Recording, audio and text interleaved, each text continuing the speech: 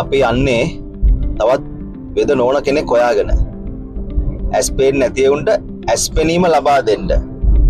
ඇස් වල ප්‍රශ්න තියෙන උන්ගේ ලෙඩේ සුවපත් කරන්න වෛද්‍යවරයෙක් පෙන්වන්න මේ යන්නේ. අපි මේ ඉන්නේ වැල්ලවායේ.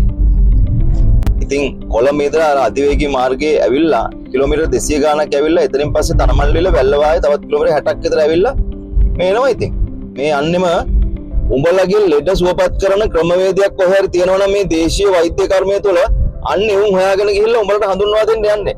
ප්‍රතිකාර ගන්න නොගන්න එක උඹලගේ වැඩක්. උඹලා ප්‍රතිකාර කරන සුවපත් උනත් එකයි සුවපත් නොවුනත් එකයි.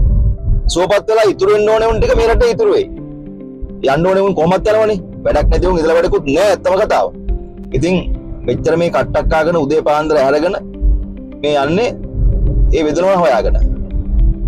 ඔබ බලලා ඔබේ රෝගයට ප්‍රතිකාරයක් මෙතන තියෙනවා නම් කතා කරලා බෙහෙත් ගන්න. ඔය මේ පියාපාරවල් ගහගෙන ඇස් විනාශ කරගන්න එපා. ඇහැ පෙනුනොත් නේ යමක් බලා ගන්න පුළුවන් වෙන්නේ. ඒකනේ ඇස් දෙක ඇහැක් වගේ බලා ගන්න කියන්නේ. දැන් මේ වැඩසටහන බලන්නකෝ. බලලා උඹලට හොඳ නම් උඹලා කැමති තීරණයක් ගනින්න.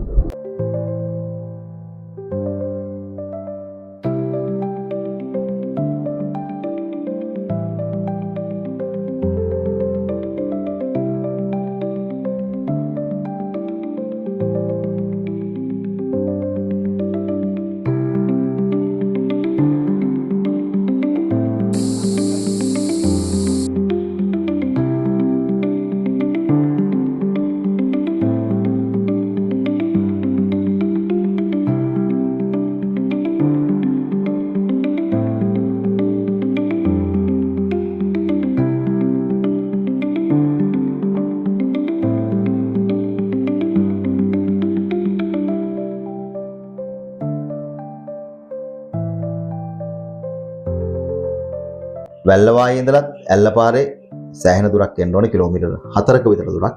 ඒ ඇවිල්ලත් ඇතරම මහා සුන්දර ගම්මානයක් මැද කිරිඳිඔය ගලන හඬ ඇහෙන තැනක තමයි මේ වෙදගෙදර තියෙන්නේ. ඇත්තටම ළඟ ගෙවලුත් නැහැ. ගෙවල් තියෙන්නේ සාමාන්‍යයෙන් මීටර 100ක් 200ක් දුරින් තමයි ගෙවල් තියෙන්නේ. ඒ තරම් නිහඬ පරිසරයක ඉන්නේ. මනක් භාවනාවක් කරන කෙනෙකුට කියාපු තැන. මේ ඉන්නේ රාමනායක වෙදනෝන. සාමාන්‍යයෙන් වැල්ලවාය පැත්තේ හැමෝම දන්නේ රාමනායක වෙදනෝන කිව්වහම වෙදනෝන හරි ප්‍රසිද්ධයි ඌව පළාතේ. ඉතින් අපි ආවේ තුමේ හම් වෙන්න බව ඔබ දන්නවා. වෙදනෝන අයිබෝන්. හරි අපි කතා කරමු. දැන් ඔබතුමිය ප්‍රතිකාර කරන්න පටන් අරගෙන කොච්චර කාලද? මම දැන් ප්‍රතිකාර කරන්න පටන් අරගෙන අවුරුදු 25ක් විතර වගේ. හරි. මම ඇවිල්ලා වැලිමඩ බෝ ගහක් මුලින්. මෙහෙ නෙවෙයි. එහෙ ඉන්න කාලේ ඉඳලා මම ඉස්කෝලේ යන කාලේ ඉඳලා ආයතනයේට පොඩි ලැබිකමක් තිබුණා. ඒ දවස්වල ඉඳලා ඉතින් චුට්ට ඔය ඉස්කෝලේ ගිහිල්ලා ඇවිල්ලා මොනවා හරි කාට හරි වුණොත් ඒ ඇවිල්ලා එයා එන්නේ මගේ ළඟට. එනකොට මම එයාට ඒ වමනා දෙයක් කරලා දෙනවා. ප්‍රතිකාරයක් කරනවා. හරි. එතනින් ඒ අල්ලගත්ත ප්‍රතිකාරය තමයි ඉතින් අපේ පරම්පරාව වලින් එන වෙදකමත් එක්ක මේ වගේ දුරකට ආවේ. දැන් ඔබතුමිය ප්‍රතිකාර කරන්නේ මොන රෝගවලටද? මම ප්‍රතිකාර කරන්නේ විශේෂයෙන්ම ඇස් වලට. මම සාමාන්‍ය සරුවාංග වෛද්‍යවරයෙක්. ඒ කියන්නේ මට රජයේ ලියාපදිංචි තියෙන්නේ සරුවාංග. ඇස් වලට විශේෂඥ වෛද්‍යකම මට ගන්න බෑ. මොකද ඇස් වලට විශේෂඥ මේ නම් අංකයක් ගන්නවා නම් විශේෂඥ වෛද්‍යවරයෙක් නම් අක්ෂිරෝග වෛද්‍යවරයෙක් යටතේම පුහුණු වෙලා ඉන්න ඕනේ. නමුත් එහෙම ඇවිල්ලා නෑ. මම ඔක්කොම එකට ඉගෙන ගියේ සරුවාංගනේ. උනාට මට වැඩිපුරම අපේ පරම්පරාව වලින් ඉගෙනගෙන ඇවිල්ලා මට හොඳටම පුළුවන්කම තියෙන ඇස් හොඳටම සංයුත කරගන්න. ඇස් වලට, තයිරොයිඩ් වලට, අර්සස් වලට මම බෙහෙත් හදලා දෙනවා. බෙහෙත් වල තුරයි දෙන්නේ. ඊට පස්සේ අර්සස් රෝගය හොඳටම හොඳ වෙනවා. එතකොට චර්ම රෝග මට ඔය සුදු කබර, පොතු කබර වගේ දේවල් චර්ම රෝග ඒ වගේ ඒවට කරනවා. ඒකට අර ප්‍රධාන හේතුවක් තියෙනවා මං ඉන්න දුරේ හැටියට සාමාන්‍ය පොඩි ලඩක් තියෙන මිනිස්සෙක් මෙච්චර දුරකට එන්නේ නැහැ නේ. ඒක දැන් මොකද මේ ප්‍රධාන ඒ කියන්නේ ඇල්ලවැල්ලවාය ප්‍රධාන පාරේ ඉඳලා හැරිලා ගොඩක් දුර එන්න එපා. හැරිලා කිලෝමීටර් 3ක් එන්න ඕනේ මෙතෙන්ට අතුරු පාරේ. දැන් කොළඹ පැත්තේ මේ වෙදනෝන ගැන දන්නේ මං හිතන්නේ වෙදනෝන මේ ඔබතුමිය මාධ්‍යයෙන් එළියට ගිහිල්ලා තියෙනවද? මාධ්‍යයෙන් එළියට කියන්නේ එක දවසක් ඔය සනීප වෙච්ච එක්කෙනෙක් ඇවිල්ලා ඒ දරගල මහත්තයෙක් පත්තරේට දැම්මා. දිවෙන පත්තරේ, කුමරි පත්තරේ ඔය අතන තියෙන කුමරි පත්තරේ ගිය කොටසක්. එහෙම පත්‍රයට දාලා තියෙන එක දවසක් ඒත් මගේ ඉල්ලීමක් පිට නෙමෙයි. එයා බෙහෙත් අරගෙන එයා සනීප වුණාට පස්සේ එයා විහිං දැම්මා ඒක. ඒ ඇරෙන්න වෙන මොකුත් මාධ්‍ය වැඩසටහන් වලට අන්න එකයි. දැන් මෙතුමිය හරි අප්‍රකටයි. මේ වෙනකොට ඔබතුමිය ඇස් වලට ප්‍රතිකාර කරන වෙදනෝන කෙනෙක් හැටියටද සමාජය දන්නේ? ගොඩක්ම දන්නේ ඇස් වලට වෙදකම් කරන ගියා. දැන් පොළඹ පැති වලින් දුර පළාත් වලින් එන්නේ ඇස් සඳහාම තමයි. ඊට අමතරව කබර සුදු කබර තියෙන මිනිස්සු කොහෙන් හරි නම්බරේ හොයාගෙන සුදු කබර වලට නිට්ටාවට සුවෙන් ප්‍රතිකාර කරන්න පුළුවන්ද? සනීප කරන්න පුළුවන්. ඇවිල්ලා තියෙන හැමේ ප්‍රමාණය අනුව. මොකද 150කට 60කට වැඩි ඇවිල්ලා නම් ඒක කරන්න අපහසුයි. සාමාන්‍ය දැන් ඔය සුදු කබර එනකොට ඇඟිලි අගට තොල් වලට ආවා කියන්නේ ගොඩක් අපහසු තත්ත්වයට ඇවිල්ලා. සාමාන්‍ය තත්ත්වෙන් එනකොට කරගන්න පටන් ගත්තොත් අපිට ගොඩක් දුර ඉතින් මොකද සුදු කබර ඇඟිලි අගින් තොල් වලින් පටන් ගන්න. ඉස්සෙල්ලා පටන් ගන්න මේ වගේ. මේ හැමේ මේ වගේ තමයි පටන් ගන්න. ඊට පස්සේ ඇවිල්ලා ඇඟිලි අග කියන්නේ ඇඟිලි මේවා. එන්නේ මේ වගේ. ඊට පස්සේ මේ කකුල් වලින් එන්නේ. මේ තැන් වලින් එනවා. ඊට පස්සේ ඉතින් අර ගොඩාක්ම අපි හිතමුකෝ දැන් අපේ ඇඟෙන් 75%ක්ම කබර වලින් මෙහුණා කියලා. ඔව්. ඒ වගේ මිනිස්සු නම් ඉතින් සනීප වෙනවා කියලා බොරු කියන්න ඕනේ නෑනේ. කරන්න අමාරුයි. කමරන්න අමාරුයි. දැන් මෙතනෝන එතකොට සාමාන්‍ය මට්ටමකට සුදු කබර හෝ පුතු කබර සාමාන්‍ය හැදිලා මාස කිහිපයකින් පොඩි කාලෙකින් දැනගත්තොත් සුවපත් කරන්න පුළුවන් කියලා කියන්නේ. සුවපත් කරන්න පුළුවන්. ස්ථිරවම පුළුවන්. හැබැයි මහත්තයා මගේ වෙදකම මෙහෙම එකක් තියෙනවා. මම ඔය ඉන්න හැම ලෙඩෙකුටම කියලා තිනවා පළවෙනි සැරේ මෙනකොට මට ලෙඩ සනීප කරන්න බෑ. බෙහෙත් වලටයි කරන්න පුළුවන් නේ. මම මේ බෙහෙත් ටික හරියටම දෙනවා. කරන විදිහ හරියට කියලා දෙනවා. දෙන ටික හරියට දෙනවා. මම දවස් 7ට එක දවසයි කරන්නේ. ඒක පැය විනාඩි 45ක් පැයක කාලයක්. ඒක ඔබතුමාලා හරියට කරොත් තමයි ලෙඩේ සනීප වෙන්නේ. ඔව් ඉතින් ඒක නැති වුණොත් මට වගේ කියන්න බෑ. මම හැම කෙනෙකුටම ඒක කියලා ගන්න.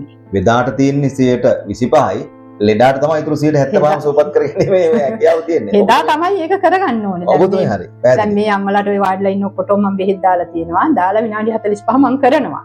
ඊට පස්සේ මම බෙහෙත් දෙනවා. යාලට සතියට සෑහෙන බෙහෙත් දෙනවා. මේ බෙහෙත් ටික මේ පිළිවෙලට කරගෙන ඇහැවටේ ගන්න. දවසකට මේ තරම් ප්‍රමාණයක් ගන්න, මේ තරම් ප්‍රමාණයක් ගන්න, මේ වාර ගන්න එන්න ඕනේ. එයා බෙහෙත් ටික ගිහිල්ලා තියලා ගෙදර හිටියොත් සනීප වෙන්නේ නැහැ. මොකද මට වගේ කියන්න බෑ. මට කියන්න පුළුවන් මගේ බෙහෙත් ටික හරියටම කරා නම් අනිවාර්යෙන්ම මේ සතිය දැම්මට වැඩි ගුණයක් වෙලාමයි ඊළඟ සතියට එන එක සවර්ම තමයි. දැන් එතකොට මොන ඇස් රෝගද සමාජයේ ප්‍රධාන වශයෙන් තියෙන්නේ? දැනට තියෙනවා ළඟ පේනවා අඩු එක තියෙනවා. බොහොමම තියෙනවා. දුර පේනවා අඩු එක තියෙන. ඒක මිනිස්සු ගොඩාක් හැවටිලා ඉන්නවා 40 ඇඳිරිය 60 ඇඳිරිය කියලා. ඒක එහෙම නෙමෙයි.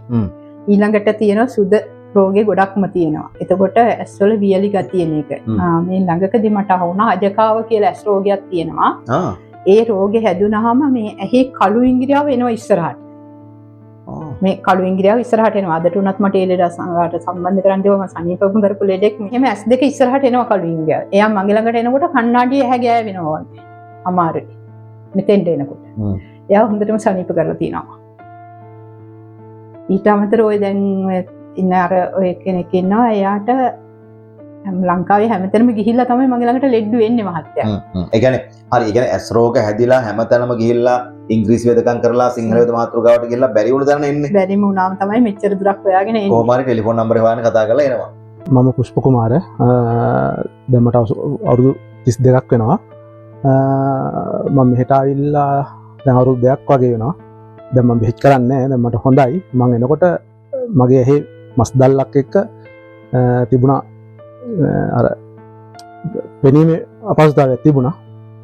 ඊට පස්සේ ඩොක්ටර් බෙහෙත් දීලා මම එක දිගටම බෙහෙත් කරගෙන ගියා අවුරුද්දක් විතර. දැන් මට ගොඩක් සුවයි. මස් දැල්ල කොහොමවම නෑ. ගොඩක් යන හොඳටම හොඳයි දැන්. ඒකෝර විතරුණා දැන් ඔය ගොඩක් විට සුද ආපු අවස්ථාවලදී සුද කපනවා කියලා එකක් කරනවනේ. ඔබතුමිය මොනවද කරන්නේ? ඔබතුමියගේ මොනවාර බෙහෙත් වලින්? මගේ බෙහෙත් එක නම් තියෙන්නේ මං ඇහැවටේ ගානවා. ගාන අතරතුර සුද අඩු වෙගෙන යනකොට ඇහැට පොඩි බෙහෙත් එකක් තියෙනවා. දාන්න ඒක දාලා ඉවරලා විනාඩි 4න් 5න් අයින් කරලා සුද්ධ කළාම යවන්නේ. විනාඩි 5ක් විතර සාමාන්‍ය විනාඩි 3-4 වෙනකොට දැවිල්ල අඩු වෙලා සම්පූර්ණ සුවයට එන්න ඕනේ. ඒක ඉතින් කීප වතාවක් කරන්න ඕනේ. සුදට එහෙම තමයි බෙහෙත් කරන්නේ. එතකොට දැන් ඇහැ ඇතුළට දාන බෙහෙත්ද දෙන්නේ ඔබතුමිය? නෑ මම ඇහැ ඇතුළට දාන්නේ නෑ. ඇත්තම කියනවනම් මම ඇහැ ඇතුළට දාන්නේ ওই කාගේවත් ඇහැ ඇතුළකට බෙහෙත් දාන්නේ නෑ. ඔව්. සුද්දකට පොඩ්ඩක් දාන්න ඕනේ වුණොත් ඉසක නෑ. මම ඔළුවට බෙහෙත් කරනවා. මොකද ඇහි රෝගයක් කියන්නේ ඇහෙන් නෙමෙයි මහත්තයා රෝගේ එන්නේ. අන්න හරි. ඔය රෝගේ එන්නේ අපේ මොලේ තියෙනවනේ. මොලෙන් ඇහැට යන ස්නායු තියෙනවා. ඒ ස්නායු වල ඩැමේජ් එකක් දිරීමක් මොකක් හරි ඒ ස්නායු බලුද්දක් වෙලා ඇහැට රුධිරය සැපීම අඩුවීම. අනිත් එක ඇහැට අවශ්‍ය පෝෂණ කොටස් එන්න අඩුවීම. අන්න ඒක තමයි ඇහැට එන්න මූලිකම හේතුව. එහෙම වුණාම මම කරන්නේ කෙලින්ම ඔළුවට බෙහෙත් දාලා ඔළුවේ මොළයට බෙහෙත් එක්ක ගන්නවා. ඊට පස්සේ ඇහැ වටේ බෙහෙත් එක්ක ගන්නවා. ඇහැ වටේ බෙහෙත් එක්ක ගාපුවම මේ හැමෝටම තේරෙනවා ඒක කූල් එක හොඳටම ඇහැ මොළයට ඇතුළට අදිනවා. ඔළුවට දාන එක දාලා ඉවරනම හැමෝටම තේරෙනවා ඒක නිකන් ඇදුම් කනවා වගේ හොඳටම ඔළුවට දාලා විනාඩි 5 යනකොට ඔය හැමෝම කියනවා ඇදුම් කනවා දැනෙනවා කියලා. ඒ කියන්නේ ඒක ආන්සර් කරනවා. ආන්සර් කරනවා. ලෙඩාගේ බෙහෙත් එක දැම්ම ආන්සර් කරනවා කියන්නේ දාලා විනාඩි 5 යනකොට මට දැනගන්න පුළුවන් මෙයා සනීපව ගන්න පුළුවන් නම් මෙයා බෙහෙත් ටික ආන්සර් කරනවා නැත්නම් නෑ කියන එක. අන්න හරි. ඒ කියන්නේ හොඳ තැනකට ඔබතුමිය ඒ කියන්නේ ලෙඩාට ඔළුවට ප්‍රතිරිස කුඩිච්චක් වගේ එකක් දැන් ඔය ඒක තලාම් එක කියලා කියන්නේ. අන්න හරි. කෙහෙල් කොලයක් නේද? කෙහෙල් කොලයක් තියලා. දාලා. ඔව්. අපිට අවශ්‍ය බෙහෙත් ටික. ඕක මාත්‍ය ඉස්සර අපේ පරම්පරාවල් සීයලා මුත්තලා දැම්මේ ගස්වල කොළ පොතු ගෙඩි මල් මුල් ඔක්කොම කොටලා බෙහෙත් වතුරෙන් අනලා ඔළුවේ තියලා බැදලා පැය ගානක් තියලා ඊට පස්සේ ගලවලා එතකොට ඇඟ පුරාම හැලිලා මනුස්සයාට අප්‍රිය වෙනවනේ. ඔව් ඔව්.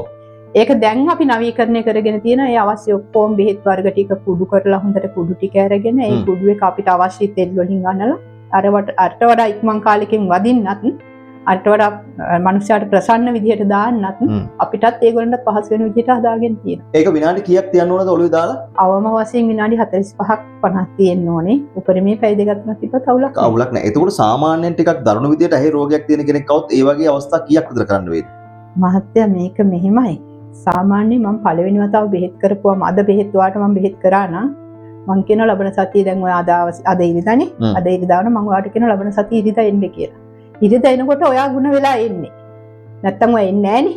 ඊට පස්සේ ඉරිදා එනකොට ඔයා සාමාන්‍ය සනීප වෙලා ඉන්නේ. ඊළඟ ඉරිදා දැන් ඊයේ බෙහෙත් ටික දාපුවම ඊළඟ ඉරිදා එනකොට තවත් ටිකක් සනීප වෙලා ඉන්නේ. මට හරියටම නිශ්චිත වශයෙන් මාස 2යි 3යි 4යි 5යි කියලා කියන්න බෑ. ඔබ දන්නවද? ඔව්. ලෙඩාගේ විදිහට. ලෙඩාගේ විදිහත් එහෙමයි. දැන් අර තියෙන රෝගේ අද ටිකක් සනීප වුණා ඊට වඩා ඊළඟ සතිය සනීප වුණා ඊළඟ සතිය සනීප වුණා හොඳටම සනීප වෙනවා මම කරන්න ඕනේ අර ලෙඩාට. ඒකනේ වගකීම කියන්නේ. වගකීම කියන්නේ ඒකනේ. ඒ අතරතුර සමහර මිනිස්සු ඉන්නවා දැන් බෙහෙත් ටික අද දානවා මාසයක් විතර දානවා දැන් ලයිසන් එක ගන්න බැරුව කියමුකෝ ලයිසන් ගන්න බැරුව එනවා ඊට පස්සේ අපි ඉතින් කොහොම හරි බෙහෙත් ටික දාලා මාස දෙකක් තුනක් යනකොට අඩි 18 දුර 6න් 6 කියවන තරම් අරන් දෙනවා ඊට පස්සේ මේ මිනිස්සු ආපු ගමන් එකපාරම නවතිනවා එයාලා හිතන්නේ දැන් මට ලයිසන් එක ගන්න පුළුවන් ලයිසන් එක ගත්තා මෙතනින් හට ඕනේ නැහැ කියලා ඔව් ඔව් හැබැයි එහෙම වුණාම ප්‍රශ්නයක් තියෙනවා ඔව් ප්‍රතිඵල ලැබෙන්නේ නැහැ දැන් අපි ඇහි බෙහෙත් ටික ගාලා ඔළුවට දාලා ඔය ඇහැ ඇතුලේ තියෙන කුඩා පටල කඩලා හැපෙනීම ගන්නවනේ. ඒක අපිට පේන්නේ නැති දූවිලි අංශු වගේ කුඩා පටල තියෙනවා ඇහැ ඇතුලේ අනවශ්‍ය දේවල්. ඒවා අයින් වෙලා යන්නේ නැහනේ. ඉතින් මම මේ බෙහෙත් එක දාලා සම්පූර්ණයෙන් ඇහැ සුද්ධ කළා අවසානයේ මම කියනවා ඔයාලගේ ඇහැ මන් දේවතාව සෝදනවා. ඒ සෝදන්නේ බෙහෙත් වතුරේ නිකන් වතුර නෙමෙයි. ඒක අපහසුතාවයක් නැහැ. හරි ලේසි ක්‍රමයක් තියෙන මිනිසුන්ට. ඒක කරගන්න නැතුව නතර වුණ මනුස්සයාට ආය අවුරුදු ගානක් ගියාම හරි ඉතින් අඳුර වෙන්න පුළුවන්. ඒක ඉතින් කියන දේ හරියට පිළිපදින එක හරි. දැන් ඒතකොට පළවෙනි වතාවේ බෙහෙත් දාපුවම වෙදනෝනා ඒ එන මිනිස්සුන් ලෙඩුන්ගේ ඒ ලෙඩා සුව කරන්න පුළුවන් කියන එක ඔබතුමියට ඒත්තු ගන්නන්නේ අර ලෙඩා ඒ ප්‍රතිකාරය කරලා ඉන්න විනාඩි 45 තුල දක්වන ප්‍රතිචාරය මතද? ඔව් මෙහෙමයි. මම ගොඩක් වෙලාවට නාඩි අල්ලත් බලනවා. මම මේ උපකරණ තියලා බලන්නේ නෑනේ අපි ආයුර්වේද පරම්පරාවනේ. අතේ නාඩියෙන් තමයි ගන්න අපිට. ගොඩක්ම වෙලාවට අපි ඔළුවට බෙහෙත් එක දාලා ඉවරලා විනාඩි 5 යනකොට මේ හැම ලෙඩෙම මම අහනවා විනාඩි 5ක් වාඩිලා ඉන්න කියලා මම අහනවා ඔයාලගේ ඔළුවට මොකද දැනෙන්නේ? එතකොට එයාලගේ ඔළුවට කූල් එකක් දැනෙනවා. එහෙම නැත්නම් උණුසුමක් දැනෙනවා. කොහොම වුණත් ඔළුව මුදුනේ මොළයට බෙහෙත් ටික වදිනවා නිකන් ඇදුම් කනවා හොඳටම දැනෙනවා. එතකොට මම දන්නවා මේ ලෙඩට මේ රෝගේ තියෙන්නේ මේකට මේ බෙහෙත් එක තමයි ආන්සර් කරන්නේ මේක දාන්න ඕනේ මේක දැම්මොත් මේ ලෙඩ ගොඩ ගන්න පුළුවන් කියන එක මට තේරෙනවා.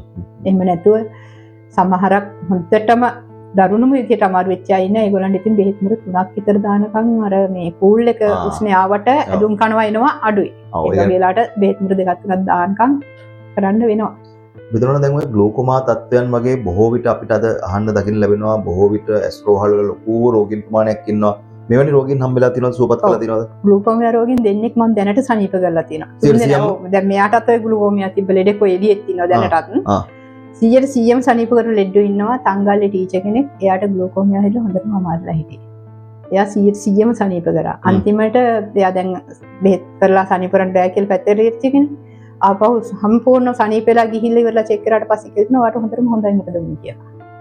ආපහු කලබුල්ලන්දේ මම ගැලිමඩේ කාලේ වැඩ කරා. ඒ කාලේ කලබුල්ලන්දේ ටීචර් කෙනෙක් ග්ලූකෝමියා හැදලා ඉවිලා ඒත් එයාම සනීප කරා. ඊට අමතරව ඇහි බරපතල රෝග මොනවද සනීප කරන්න පුළුවන්? ඔබතුමී සනීප කරපො ඇහි පොළ එනවා කියලා එනවා. ඔය අර ඡායාරූපේ තියෙනවා. ඔය දෙවෙනි ඡායාරූපෙට උඩ එකේ තියෙන ඔය ඇහැ මේ වෙලා ඔය කියන්නේ මල් පොළ දරුණුලා ඔය තත්ත්වෙ නෑ ඔය ඕක මල් පොළ සාමාන්‍ය දරුණු තත්ත්වෙ ඊටත් වැඩි දරුණු තත්ත්වෙ තමයි ඊට යටින් එකේ තියෙන්නේ. ඔය තත්ත්ව වලට ආපු මිනිස්සු නම් සනීප කරන්න බෑ මහත්තයා. ඒ කියන්නේ ඇහි මල් පොළ කියලා එනවා ඒ පොළ ඇවිල්ලා ඒක එනකොට සනීප කරන්න ඕනි අපි. ඔය විදිහටම ආපු මිනිස්සු නම් මට සනීප කරන්න බෑ. ඔය තත්ත්වෙම આવුත් ඇහ ගන්න බෑ. ඒක එනකොට සනීප. මේ රතු දැන් ඇහැ මේ තද්ද බල විදිහට යකෙක් වගේ මේ සතු වෙලා තියෙන මේ ෆොටෝස් මේ නැත්නම් මේ රූප මේ මොනවද මේ රෝග? ඔය සමහර ඒ වගේ එනවා ඇහැට ප්‍රෙෂර් එක එනවා කියලා ඔයාලා අහලා තියෙනවා. නෝමල් විදිහටම කිව්වොත් නම් තේරෙන භාෂාවෙන් කිව්වොත් ඇහැට ප්‍රෙෂර් එක එනවා කියලා ගන්න. ඇහැට ප්‍රෙෂර් ආවම ඇහැ ගැහෙනවා. ඔව් ඇහැ ගැහෙනවා. ඇහැ නටනවා. ඇහැ නටනවා. ඊළඟට ඇහැ රතු වෙනවා. දැන් සාමාන්‍ය මිනිසුන්ට දැනගන්න පුළුවන් තරත් මම කියන්නේ දැන් මම වෛද්‍ය විද්‍යාවට අනුවම කියන්නේ නැහැ. ඒකට ඒගොල්ලන් තේරුම් ගන්න බෑනේ. ඔව්. සාමාන්‍ය තමන්ට ප්‍රෙෂර් එක ඇහැට ඇවිල්ලා තියෙනවා කියලා දැනගන්න නම් ඇහැ ගැහෙන තත්ත්ව, ඇහැ රතු වෙන තත්ත්ව, කඳුළු ගලන තත්ත්ව, ඊට පස්සේ ඇහි වේදනාවක් ඒ වගේ තත්ත්ව එනවා. ඒ වගේ එනකොට දරුණුවට රතු වෙන ගතිය එනවා. සමහර මිනිස්සුන්ගේ ඇහැ රතු වෙලා ඒ හරියට ප්‍රතිකාර කරුනේ නැත්නම් ඔය ඇහැ පුපුරනවා. ඇහැ පුපුරනවා. ඔව් ඇහැ ඇතුළ පුපුරනවා. එහෙම වුණාම නම් ප්‍රතිකාර කරලා ගන්න බෑ. ඉතින් අර මුල් තත්ත්වේ එන්න ඕනේ ප්‍රතිකාර කරගන්න. පුපුරෙන් පස්සේ හොඳ කරන්න බෑ. පුපුරන් පස්සේ මොකුත් කරන්න බෑ. මේ බලංගොඩ 100 කෙනෙක් ආවා. එයා හොඳටම ඉඳලා තියෙනවා. අවසත් හොඳට ඉඳලා උදේ වෙනකොට සම්පූර්ණයෙන්ම ඇහැ රතු වෙලා ලේ වගේ. දොඩ අර දරුණුවටම ඇවිල්ලා ඇහැ පුපුරවුවා. ඉතින් මෙහෙට දෙතුන් වතාවක් ආවා. පස්සේ මට ඒව කරන්න බෑ ඇත්තටම. බැන්නම් බෑ කියන්න එපා. ඔව්. පස්සේ එයා දැන් ඉන්නේ ඒ වගේ තත්ත්ව තියෙනවා ඉතින්. වේදනාව එතකොට දරුණු තත්වයේ තියෙන රෝග ආබාධ හැදිච්චයි මොනවද ඇහැ සම්බන්ධයෙන් ඇවිල්ලා තියෙන ප්‍රතිකාර ගන්න. ඒ කියන්නේ දැන් ග්ලූකෝමා තත්ත්වය තමයි ග්ලූකෝමියාව. ඔව්. අජකාව. තව මේ මෑතකම ආව දැන් සති දෙකක් වෙනවා මම එයා වයින් කළා දියතලයි ලෙඩෙක් ඒ වගේ රෝගින් 3 දෙනයි මට අහු වෙලා තියෙන්නේ. 3 දෙනෙන් දෙන්නෙක් සනීප කරා එක්කෙනෙක් බැරි වුණා. එයාගේ ඇහි කළු ඉංගිරාව එකම තප්පරයක්වත් තියෙන නැහැ. ඒකත් අජකාවට සම්බන්ධ රෝගයක්. එකම තප්පරයක්වත් තියෙන කළු ඉංගිරාව මෙහෙම නටනවා. ඒ දරුවා පොත කියවන්නේ මෙන්න මෙහෙම කළා. ඒක කියවන්න බෑ ඒ තරම්වත් තියෙන්නේ. අවුරුදු 27ක පිරිමි ළමයි. මං අද එයාට කතා කරන්නේ එයා දැන් හිටියේ නෑ ගෙදර. ඒ ළමයා දැන් මං ගිය සතියේ ඉස්සෙල්ලා සතියේ තමයි හොඳටම 100% සනීප කරලා යවුවේ. එයාට දැන් අඩි 18 දුර ඉඳලා ලයිසන් එක ගන්න බෝඩ් එක කියවන්න පුළුවන් අඩි 18 දුර. මෙච්චර කිට්ටු කරලා කියපු ළමයා අඩි 18 දුර ඉඳන් කියවනවා දැනට. එයාගේ දැන් එයා හිටියානම් ඔයාලට දැන් මට ෆෝන් එකෙන් උනත් සම්බන්ධ කරලා දෙන්න පුළුවන්. ඇත්තම තත්ත්වය කියනවා නම් බොරු කියනව නෙමෙයි. එයාගේ ඇහැ මෙහෙම නටනවා. එක තප්පරයක්වත් කළු ඉංගිරාව නවතින්නේ. දැන් එයාගේ එහෙම නැතිලක් නෑ. දරුණු රෝගයක් නේ. දරුණුම රෝගයක්. ඒ රෝගෙම හැදිච්ච ගෑනු ළමයෙක් හිටියා අවුරුදු 11ක විතර ඉස්කෝලේ යන ළමයෙක් ඔය වැලිමඩ මාතැටෙල්ලපත්තේ. ඒ දරුවටත් ඒකම තිබ්බේ. ඉස්කෝලේ යන දරුවෙක් ඉගෙන ගන්නකොට. එයාවත් මම හොඳටම සනීප කරා. ඔය වගේ තමයි. ඔය වගේ තමයි ඉතින්. දැන් වෙදෙනවා එතකොට 40 සෙන්ද්‍රිය කියලා එකක් තියෙනවා. අර 40 ඒ කියන්නේ වයස 40 පයින්නකොට 40 පිරෙනකොට මේක දරුණු තත්ත්වයක්ද? ඔක දරුණු තත්ත්වයක් තමයි මහත්තයා. ඉස්සර දරුණු තත්ත්වයක් නෙවෙයි ඕක. දැන් තරුණ තත්ත්වයක් වෙලා තියෙන්නේ. මොකද දැන් ඉස්සර අපේ ආයුෂ සාමාන්‍ය අවුරුදු 120ක් වගේ තිබුණානේ. ඔව්. දැන් ඇවිල්ලා ඕනම උපරිමයේ ආයුෂ තියෙන්නේ 75 70 64 නේ. 75 ඔව් 75 60 අතර තමයි අපි අරන් තියෙන විදිහට තියෙන ආයුෂ. එතකොට දැන් 40 සෙන්ද්‍රිය ඉස්සර තිබ්බ මිනිස්සුන්ට එන්නේ ජීවිතේ භාගයටත් මෙහාදී. කියන්නේ 120ක් තියෙන එක්කෙනාගේ 80 කියන්නේ භාගයටත් මෙහානේ 40 වෙනකොට එනවා කියන්නේ. ඒක එක පැත්තකින් අපේ ආයුෂ අඩු වෙනකොට ඒක දරුණුයි. අනිත් පැත්තෙන් මහත්යෝගේ විශේෂම දෙයක් තියෙනවා. ඉස්සර මිනිස්සු ගොඩාක් ඔය සෙරප්පු දැම්මේ නැහැ, සපත්තු දැම්මේ නැහැ නිතර. බොට්ටු කොළ පෑගෙනවා. එතකොට මොනවාද අර උඳු පියලි හැට හොඳම බෙහෙතක් උඳු පියලි පෑගෙනවා. තනකොළ තනප්‍රත්ත පෑගෙනවා. ඒ පෑගෙන වගේ බොහොම ගුණයක් අපිට තියෙනවා විවේකාන්තර තනකොළ වලින්. දැන් මිනිස්සු ගෙන් එළියට බැස්ස වාහනේට නැංගා අවශ්‍ය තැනට ගියා. එතනින් නැංගා මෙතෙන්ට ආවා. ගේත් තියෙන එක්ක ටයිල් සිමෙන්ති ඉස්සර වගේ කොම බිත්තියක් කොම ටිකක් පෑගින්නේ. ඒ ඩිංගේ ඉන්නේ ඉස්සරපු දෙයක් දාන්නේ. ඒ පැත්තෙන් එන ඖෂධයක් අපිට නැහැ. අනිත් පැත්තෙන් කන බොන කෑම. දැන් ඉස්සර නම් හැම ගෙදරකම ගොටු කොළ ටිකක් මුළු වෙන ටිකක් නැත්තම් කංකුන් ටිකක් එහෙම නැත්තම් ඔය කූර පලා මොනවා හරි තියෙනවනේ කනවනේ. දැන් එහෙම නැහැ. මුගුරු වෙන මිටියක් ගෙනවත් ඒක හදලා ඒකට මොන බෙහෙත් ගහලා ඒක තමයි කඩින් තමයි ගේන්නේ. කුඹරක කපත්තක දේවල් කන්නේ නැහැ එක පැත්තකින්. කෘත්‍රිම රසකාරක ගොඩාක් කැවෙනවා වැඩි පොඩි කාලේ ඉඳලා ළමයින්ට උරු කොළ කෘත්‍රිම හතර මස් වර්ග. කෘත්‍රිම මස් වර්ග. විශේෂයෙන්ම කුකුල බලන්න. අපි කුකුල් පැටියෙක් හදනවා නම් ඌ මාස 6ක් විතර යනවනේ සාමාන්‍ය අපිට ඇහැට පේන දේ. ඔය පොළොවේ මොනවා හරි පහුරු ගාලා කාලා ඌ හැදෙන්න මාස 6ක් 7ක් යනවා. දැන් මේගොල්ලෝ කෘතිමව හදන කුකුලෝ ඇවිල්ලා දවස් 45 වෙනකොට ගෝවා ගෙඩිය වගේ ලස්සනට ලොකුවට හැදෙනවා නැගිටින්නවත් බෑ. ඒ කියන්නේ මාස 6ක් යන එකේන දවස් 45 කියන්නේ මාස එකමාරෙන් ඒ තත්ත්වයට එනවා කියන්නේ. ඔව් ඒක මහ පුදුමයක්නේ. පුදුමයක්නේ. ඇත්තටම මේකට අපිට තේරෙනවනේ ඌට ගහන හෝමෝන් ටික ඌගේ කෑමේ මේකනේ එන්නේ කියලා. පැහැදිලිව පැහැදිලි. ඒ වනේ අද මිනිස්සු රස කර කර කන්නේ. එතකොට ඔව් මිදෙන්න කැමති නැහැ මිනිස්සු. කැමති නැහැ. එතකොට ඕකේ තියෙනවා අර මේ දැන් කුකුලා ගත්තොත් එimhe කුකුලයි මස් 200ක් වන්නේ. නෑ. හරි. එන්නේ අර ගහපු මේවට. ඉතින් ඕවා කනකොට මිනිස්සු ලෙඩ නොවිතියේ. හරි. පැහැදිලි. ඒතකොට වෙදෙනුණා දැන් අරසස් හොඳටම හොඳ කරන්න පුළුවන්. ඔව් අරසස් හොඳටම හොඳ කරන්න පුළුවන්. ඔය කියන්නේ සුදු කබර තත්ත්වය හෝ පොතු කබර තත්ත්වය කල්මත්තෙම දැනගෙන ආවොත් ඔබතුමීට සුව කරන්න පුළුවන්. කරන්න පුළුවන්. හැබැයි ඒක සීමිත කාලයක් තියෙනවා. මෙහෙමයි ඇවිල්ලා දැන් අග පුරාම ඇවිල්ලා. ඔව්. ආපුවම කරන්න අමාරුයි. මොකද ඕක තියෙනවා බෙහෙත් එකක් ගාන්න තියෙන්නේ. ඒක නිතරම ගාගෙන ඉන්න බෙහෙත් කුඩු එකක් දෙනවා. ඒකට මම තෙලක් කියනවා මේ තෙල් එකෙන් මේ විදිහට ගාන්න ඕනේ කියලා. ඒක හැම වෙලේම හැම මුළු පුරාම ගාන්න බෑනේ. හරියට ප්‍රතිකාර කරන්න ඕනේ. දැන් විදුනෝනා එතකොට උපතින්ම අන්ධ වෙච්ච අය හොඳ කරන්න බෑනේ. පැහැදිලිවම. මගේ මේ දවස්වල ඉන්නවා උපතින් අන්ධ වෙච්ච ළමයෙක්. ඔව්. ඔයාලා අද ඒ ළමයා නෑ. පදාද බෙහෙත් අරන් ගියා. ඒ ළමයා සියමලාණ්ඩි ළමයෙක්. මොණ්ඩාගල ඉස්කෝලේ යන්නේ. බේල් ක්‍රමෙට තමයි ඉගෙන ගන්නෙ. ඔව්. ඒ ළමයා උපතින්ම අන්ධ වෙලා දැන් මාසයක් එකමාරක් වගේ මගෙන් බෙහෙත් කරනවා. මට දිනේ හරියට මතක නෑ මේ තාපු දිනේ. එයයි තව ළමයෙකුයි දෙන්නෙක් එක්කම බෙහෙත් ගන්න මෙහි. ඒ ළමයා දැන් උපතින් අන්ධ ළමයා දැනට අඩි 4ක් දුර ඉඳන් 5 ඉලක්කම කියන බෝඩ් එකේ මගේ. ආයෙත් දැන් ඇස් පේන්න පටන් ගන්නවා. පටන්ගෙන තියෙනවා. කිට්ටුම කරලා බෝඩ් එකේ අර බෝඩ් එකේ චූටි පෙට්ටියට මෙනනම් පේජ් 6ක් විතර කියවන්න පුළුවන් එයාට. ඒ උපතින්ම අන්ධ ළමයාට මම විශ්වාස කරනවා තව මාස 6-7ක් යනකොට එයාට කණ්ණාඩි දෙකෙන් හරි ලෝකෙ බලන්න මට අරන් දෙන්න පුළුවන්. දැන් උපතින්ම අන්ධ භාවයක් තියෙනවා නම් එයාට යම් සමහර අයගේ අපි දැකලා තියෙනවානේ වෙදෙනවා ඇස් නැතුව නිකන් මේ ඇස් පිහාටු එකට ලං වෙලා එයාලට නම් කරන්න දෙයක් නැහැ. හැබැයි මහත්තයා මේකේ තව ක්‍රමයකුත් තියෙනවා. ඔය හැම දෙයකටම පිනපව මම ඔලු ගොඩාක්ම අදහන කෙනෙක් තමයි පව්පින් කියන්නේ. අනිවාර්යයෙන්. පෙර ආත්මික මොකෙක්ගේ හරි ඇහක් අන්දම කළා ලොකුවම බලගතු පවක් තියෙනවා නම් ඒක මට තියා සක්‍රියට බෑ. කාටවත් හොඳ බුදුන් වැඩලා ප්‍රතිකාර කරත් හොඳ කරන්න බෑ. ඒක කරන්න බෑ. ඉතින් ඒක නම් අනිවාර්යෙන් පිළිගන්න ඕනේ. එහෙම අයිත් නම් බෑ. එහෙම නැතුව ඉතින් එහෙම බැරි වෙන්නේ නැහැ. තව එක ළමෙක් හිටියා දෝවේ ගිය ඉස්කෝලේ ගිය චූටි දුවෙක් දැන්ට අවුරුදු 20කට විතර උඩ 15කට විතර උඩ මම බෙහෙත් ගත්තේ. ඒ ළමයා රක්කරවි ළමයෙක්. එයා ගෙදර ගිහිල්ලා දෝයෙන් අරන් ගිහලා අම්මා තමයි මගේ ළමයට බෙහෙත් ගන්න අරන්. ඔව්. එයාත් බේල් ක්‍රමයට ඉගෙන ගත්ත මම හිතන්නේ අවුරුදු 8ක 10ක වගේ ගෑනු ළමයෙක්. එයා මේ මගේ බෙහෙත් කරගෙන යනකොට ටික කාලයක් බෙහෙත් කරනකොට අම්මා හඳ පෙන්නලා අහලා තියෙනවා මොකුත් පේනවද කියලා. අහසේ කොස් ගෙඩියක් තියෙනවා කිව්වා. ඒ කියන්නේ එයා බේල් ක්‍රමයට අල්ලලා පුරුද්ද තියෙන්නේ කොස් ගෙඩිය. රවුම කොස් ගෙඩිය වගේ කියලා තියෙන්නේ. දැන් එයාට අර රවුම කියන්න තේරෙන්නේ නැහැ. එයා කිව්වා කොස් ගෙඩියක් වගේ පේනවා. ඒ කියන්නේ එයාට පේන්නනේ. පේන්නේ. ඊට පස්සේ අපේ ගෙදෙට්ට එනකොට බස් එකේ එන්නේ මොනවද පේන්නේ කියනකොට පාරේ පෙට්ටිය යනවා කිව්වා. වාහන. එයාට පෙට්ටිය අල්ලලා අතට හුරුකම තියෙන බේල් ක්‍රම ටික ඉගෙන ගත්තා නම් මට පෙට්ටිය අල්ලලා හුරුකම තියෙන හතරස් කොටු දිග පෙට්ටියනේ. එයා ඒක අල්ලලා කියන්න දන්නේ නැහැ. එයා කල් පෙට්ටිය යනවා කියලා. හොඳම වැඩේ තමයි අවසාන කාලේ වෙනකොට අම්මා බස් එකෙන් බැහැලා ගෙදෙට්ට එන්න මේ වගේ හැරිලා එන්න ඕනේ මං හිටියේ දෙන්න. එයා බස් එකෙන් බැහැලා පල්ලෙහාට යනවා. අම්මා ඔහින් නෙවෙයි නෝනලා ගෙදෙට්ට යන්නේ මෙහින් කියලා. ඒ කියන්නේ සුවපත් භාවයටම පත් වෙලා. පත් වුණා. වෙදනවන හරි. දැන් ඒතර ඔබතුමිය මේ වගේ බෙහෙතක් තමයි මේ පාවිච්චි කරන්නේ හිසට දාන්න. මම අහන්නේ මේකේ මොනවද තියෙන්නේ කියලා. මේක ඔබතුමිය මහදන එකක්ද? මේක මෙහෙමයි. මම හදාගන්නේ මේකේ බෙහෙත් ටික මම හදන්නේ නැහැ. මේකේ අවශ්‍ය බෙහෙත් ද්‍රව්‍ය ටික ගේනවා. ගෙනල්ලා තේල් දාලා මේක මට ඕන ප්‍රමාණයට ඕන අවශ්‍ය ලෙඩුන්ට අවශ්‍ය විදිහට කවලම් කරලා මම හදාගන්න. මේක එක දෙයක් තියන්නේ මේක ගොඩක් જાත් කවලම් කරලා තියෙන්නේ මේ. මම මේක සල්ලි හම්බ කරන්න කරන වෙදකමක් නෙවෙයි. අද වෙනකන් කිව්වට ඔයාලා විශ්වාස කරන්නේ නැහැ. මම ඔයාලෙනකොට දැක්කද කොතනවත් බෝඩ් එකක් තියෙනවා මගේ. නෑ බෝඩ් නෑ. කිසිම කෙනෙකුට මම බෝඩ් එකක් දාලා මම බෙහෙත් කරනවා කියලා කියලා නෑ. දැන් ඔයා ආදාව නම් බෙහෙත් ටික අරගෙන ගිහිල්ලා ඊළඟ සෝයාර් සනීපුනම් පස්සේ ඔයා කියනවා මට හොඳයි මං ගත්තේ අහවල් දෙන්නේ.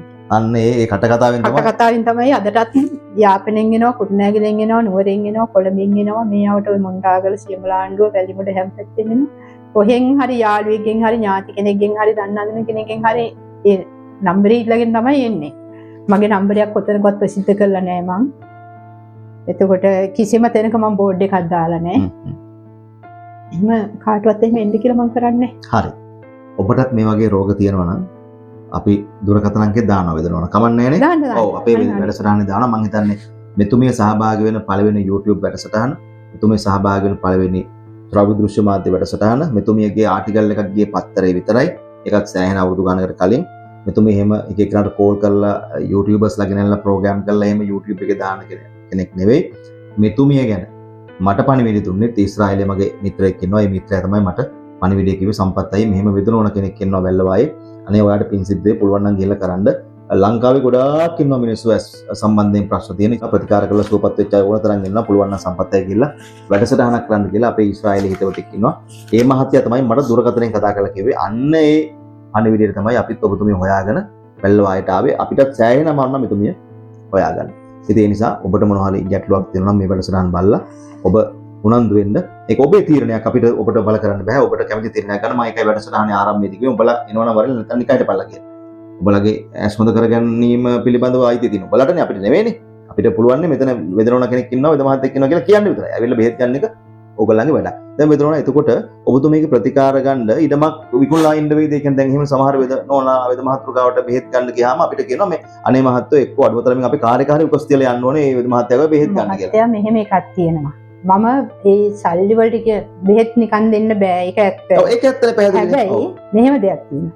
මම අද දැන් සමහරකට මෙහෙම කියනවානේ. දැන් heart attack එකක් කියනකොට heart attack එකට ප්‍රතිකාර කරනවා නම් මේක ලක්ෂ 5ක් යනවා 7ක් යනවා 15ක් යනවා කියලා කියනවනේ.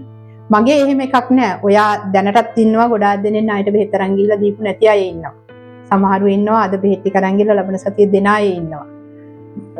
එතකොට කිසිම කෙනෙකුට අපහසුතාවයක් නැහැ. මොකද මේ සතියේට මෙච්චර ප්‍රමාණයක් යනවා. ඒ සතිය ඇතුළත ඒක හොයාගෙන ඉන්න පුළුවන් නම් හොයා ඉන්න බැරි නම් ගිහලා සතිය දෙන්න. හැබැයි නොදුන්න කියලා එක්කුත් නැහැ. නොදුන්න කෙනෙකුත් නැහැ. එහෙම නොදුන්න කෙනෙක් නෙවෙයි. නොදුන්නා කියලා මගේ කහටක් නැහැ. කහටක් නැහැ. නොදුන්න කියලා කහටක් නැහැ. ඔබ මේ ප්‍රතිකාරය හරියටම ඒක කරනවා. ඒ කියන්නේ කවුරු ආවත් බෙහෙත් ටික කරනවා. ඔව් හොගකමක් නැතුව බෙහෙත් ටික එහෙම කරනවා. නැහැ. ඒ කියන්නේ අපේ පාරම්පරික හෙළ වෙද්දු ගාව තිබුණේ ඔන්න ඔය ගුණේනේ මෙතනෝන. කිසිම කුහකකමක් තිබුණේ නැහැ. සල්ලිමත්තේ මැරුන්නේ නැහැ. සල්ලි වලට ප්‍රතිකාර කරන්නේ නැහැ. ඒ උදේ මහා පූජනීය වුණේ ඒ නිසානේ. ඒ නිසා මේ පූජනීය වෙද පරම්පරාවේ වෙදනෝන කෙනෙක් හැටියට මොකක්ද අවසන් වශයෙන් රටේ මිනිසුන්ට කියන්නේ? රටේ මිනිසුන්ට කියන්න තියෙන්නේ මම දැනට 11500කට වැඩි ලෙඩ්ඩු බෙහෙත් කරලා තනිප කරලා තියෙනවා. පොතේ තියෙන ලයිස්තුවේ ඒ බලන්න පුළුවන්. එතකොට මම කිසිම තැනක ගිහිල්ලා කිසිම කෙනෙකුට කියලා නැහැ මගේ ළඟට එන්න ඔයාලා ඇවිල්ලා මගෙන් බෙහෙත් ගන්න අහවල් තැනින් ගන්න එපා. මමයි අහවලා මෙහෙමයි කියලා මං කියලා නැහැ.